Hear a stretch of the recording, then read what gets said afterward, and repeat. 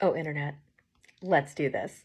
Okay, as far as retracting any of the things I said about Nuevo León yesterday, I can't really do that. The stuff that happened with Danny Gutierrez Jr. and Sr., who owned Pilsen, Nuevo León, and Canton Reggio, all that stuff with him beating an undocumented employee of his, and also attacking somebody else, like all that stuff is true. The fact that my family got food poisoning, the fact that, Nuevo León and Pilsen was shut down because of bad practices and dirty food or whatever.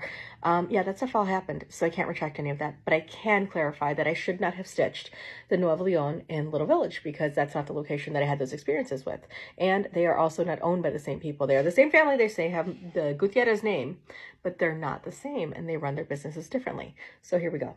In my quest to give an honest review about something, I had to actually go to the restaurant today. So right after my COVID test, I went during the lunch rush. We were seated fairly quickly. The chips were lacking, but the pico was fresh. The ambiance was decent, and the plates were dirty, which was kind of weird for me.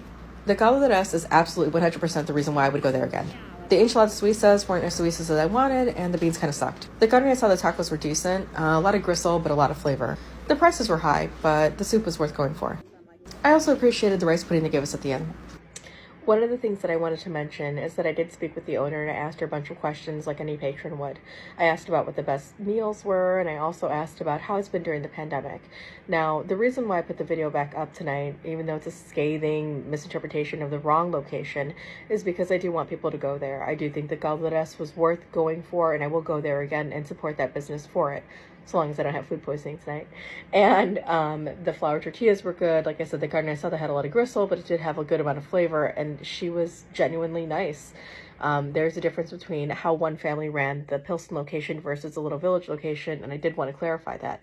But I do want you to go fight me in the comments and then go to the restaurant and support them because they are a small business in Little Village. They've been around since the 70s, and it would suck if they shut down simply because of a pandemic. Now, they've been keeping their head above water, but come next week, when everyone has to show their Vax card, it could be a different thing for their company.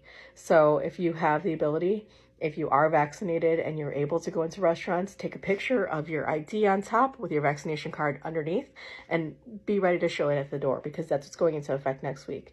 So, like I said, I wanted to keep this video up because I want more people to fight me in the comments and then go to the restaurant. So, any publicity is good publicity, I guess. But the Caldo is definitely worth going there for.